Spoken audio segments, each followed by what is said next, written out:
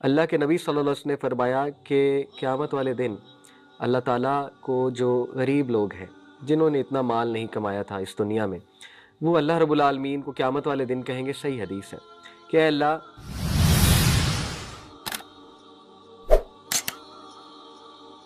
तो देखिए इंटरनेट इस वक्त जो सोशल मीडिया है, जो टिकटॉक है, जो यूट्यूब है, फिर जो इंस्टाग्राम है, फिर इंस्टाग्राम पे जो नॉन मुस्लिम इन्फ्लुएंसर्स हैं, फिर जो हमारे अपने इन्फ्लुएंसर्स हैं, इसी तरह यूट्यूब पे जो इन्फ्लुएंसर्स बैठे हुए हैं, आप सोच भी नहीं सकते आपकी बच्ची, आपका बच्चा क्या देख सकता है। फिर वो कमेंट्स को फॉलो करते हैं, वो लोगों के कमेंट्स पढ़ते हैं, फिर वो कमेंट पढ़ते पढ़ते किसी से चैटिंग शुरू कर सकते हैं।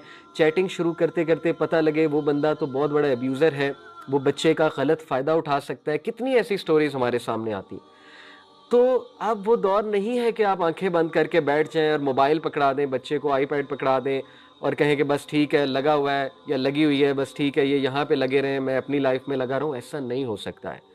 बच्चे एक जिम्मेदारी हैं और बतौर बाप देखें, माँओं से तो मैं इसलिए ज़्यादा बात नहीं कर रहा क्योंकि माएँ पहले ही बहुत ज़्यादा इन्वॉल्व हैं और माँ के हाथ में एक हद तक बात होती है, माँ एक हद तक कर सकती है, उसके बाद बाप का रोल शुरू होता है। बाप जो है वो रूल्स को जिस तरह इम्प्लीमेंट कर सकता है, शायद उस तरह मदर भी नहीं कर सकती। इसलिए हस्बैंड को पहली तो बात अपनी वाइफ को फुल सपोर्ट करना चाहिए बच्चों की तरबियत में। दूसरी बात है कि उसे खुद भी इस चीज़ में इंटरेस्ट लेना चाहिए कि मेरे बच्चे कहीं किसी गलत साइड की तरफ ना चले जाएं।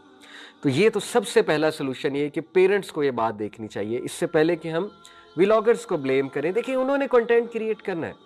आपको क्या लगता है, हम नसीहत करेंगे, हम उनको रिमाइंडर देंगे, क्या फैमिली व्लॉग्स बनना बंद हो जाएंगे? क्या ऐसे व्लॉग्स आना बंद हो जाएंगे?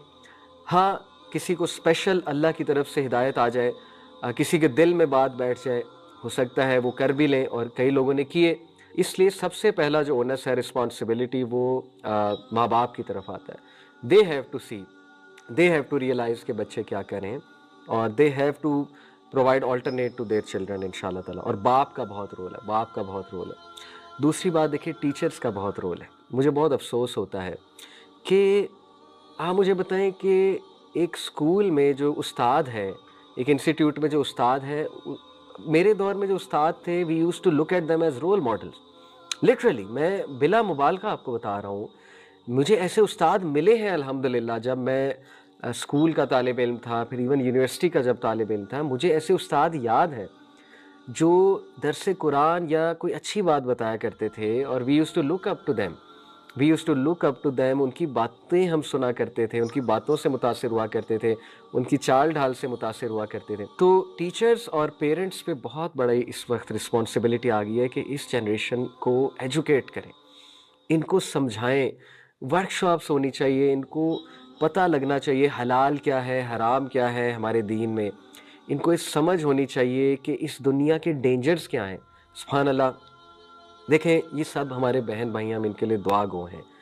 It is not to annihilate them. हम नहीं चाहते कि हमको ऐसी बात करें कि हम टोटली इनको भी मायूस कर दें या आपके सामने इनकी ऐसी इमेज पेश करें कि इनसे हम नफ़रत करने लगें। नफ़रत तो किसी से भी नहीं की जा सकती। इस पर मैं आपको एक हदीस भी सुना दूँ और हमारे व्लॉगर्स बहनों और भाइयों के लिए भी, आउट ऑफ सिंसेरिटी मैं ये बात कर रहा हूँ। कोई ऐसी मेरी नीयत नहीं है कि हम एनाहिलेट कर दें या इनको विलन बना के इस किस्म का पेश करें कि इनसे नफ़रत करने लगे लोग। नहीं, नफ़रत तो देखें हमारे मुसलमान बहन भाई हैं at the end of the day. नफ़रत करना वो तो हमारे नबी ने सिखाया भी नहीं, लेकिन just to give them a sincere नसीहा, एक हदीस आपके सामने रखता हूँ कि नबी सल्लल्लाहु अलैहि वसल्लम के सामने से एक जनाजा गुजरा और उस जनाजा जिनका गुजर रहा था, उसकी लोगों ने तारीफ़ की। अल्लाह के नबी सल्लल्लाहु अलैहि वसल्लम ने कहा, इट इज़ ग्रांटेड, यानी जो तारीफ़ इस शख्स की जा रही है, ये इसी तरह इसके साथ मामला होगा जो लोग इसकी तारीफ़ करें। इसी तरह एक और शख्स का जनाजा गुजरा और उसके बारे में लोगों ने बड़ी अजीब बातें की, यानी कि क्रिटिसाइज़ किया। नबी सल्लल्लाहु अलैहि वसल्लम ने कहा, इट इज़ ग्रांटेड, यानी इसके साथ यही मामला होगा जो लोग कह रहे हैं। और फिर अल्लाह के नबी सल्लल्लाहु अलैहि वसल्लम ने फरमाया कि जो कोई भी दुनिया में प्रेज़ किया जाए तो अल्लाह ताला उसी तरह उसके साथ मामला करेगा, क्योंकि लोगों की प्रेज़ एक किस्म की अल्लाह की टेस्टिमनी भी है। आप देखें, अगर कल को खुदा न खास्ता किसी को मौत आ जाती है और उसको इस बात से याद रखा जाए कि यार इसके व्लॉग्स में गालियाँ होती थी, इसने गालियों के अलावा कुछ भी नहीं सिखाया, हमारे बच्चों को, हमारी बच्चियों को, या उसको इस बात से याद रखा जाए कि यार ये बहुत ही एक मटीरियलिस्टिक इंसान था, या उसको इस बात से याद रखा जाए कि यार ये गैंगस्टर टाइप इंसान था, ठीक है, और इसने कुछ भी अच्छा नहीं किया। तो आप सोचें कि इस हदीस के मुताबिक लोगों के जो व्यूज़ हैं, और वो भी अच्छे लोगों के, स्पेशली अच्छे लोगों से मुराद है कि जो ज़रा पढ़े लिखे इंटेलेक्चुअल क्लास है, वो तो ख़ास फिर अल्लाह रब्बुल आलमीन की भी एक किस्म की टेस्टिमनी है। मेरे एक स्टूडेंट, अभी रिसेंटली उनकी डेथ हुई, क्लास में आते थे regular, Bahria, things that matter. एक और मेरे स्टूडेंट हाशिम, कई बार उनका तज़किरा किया है, अल्लाह जन्नत दे उन्हें और इन स्टूडेंट को भी, आमीन।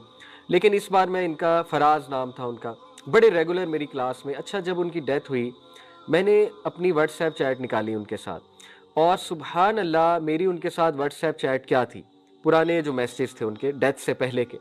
और इनको हार्ट अटैक हुआ अचानक, बच्चे को कोई बीमारी नहीं थी, अचानक हार्ट अटैक हुआ, और बिल्कुल मेरे सामने बैठा होता था, क्लासेस में रेगुलर आता था, बहरिया टाउन की क्लासेस में।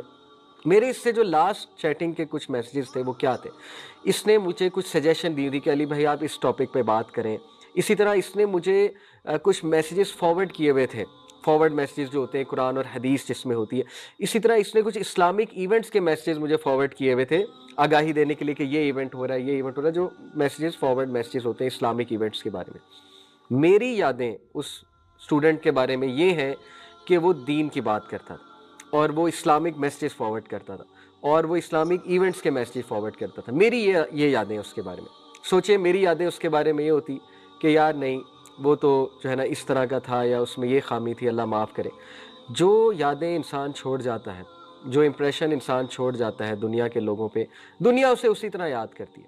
इसी तरह पहले तो मेरी इन व्लॉगर बहन भाइयों से ख़ास दरख्वास्त है, टिकटॉकर से, पता नहीं क्या मजबूरी है, पता नहीं क्या ऐसी चीज़ आपने देख ली है, या ऐसा कोई डर आपको लग गया है कि आप इस हद तक मजबूर हो गए हैं कि आपको पता भी है कि एक चीज़ कितनी गलत है, इसके बावजूद आप बनाई जा रहे हैं, इसके बावजूद आप उस तरह का कंटेंट निकाली जा रहे हैं। अल्लाह के नबी सल्लल्लाहु अलैहि वसल्लम, देखिए एक डर यही हो सकता है ना, फ़क्र का डर हो सकता है।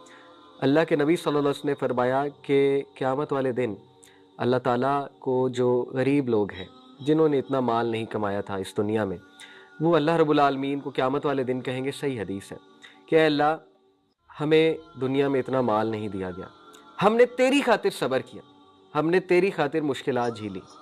अल्लाह ताला उन्हें कहेंगे कि ऐ मेरे बंदो, इसीलिए तुम जन्नत में उमरा से, अमीरों से और हाकिमों से पहले जाओगे, और वो जन्नत में अमीर लोगों से कई साल पहले एंटर होंगे। आज हमें एहसास दिलाया जाता है कि अगर तुम अमीर हो तो अगर तुम गरीब हो तो तुम बदबख्त हो। क्या गुर्बत एक जुर्म है? क्या गरीब रहना ये एक गुनाह है? देखिए, मैं ये नहीं कह रहा कि अगर कोई बंदा, उसके हालात ख़राब हैं तो वो कोशिश ना करे और वो अपने हालात को चेंज करने की एफ़र्ट के लिए कोई जॉब ना करे या कोई बिज़नेस ना करे, लेकिन भाई कम से कम हराम की तरफ तो ना जाओ ना, जिससे चाहे क्विक पैसा भी आ रहा है। क्यों ऐसे मामलात में जाते हैं हमारे बच्चे बच्चियां टिकटॉक पे और ये यूट्यूब पे?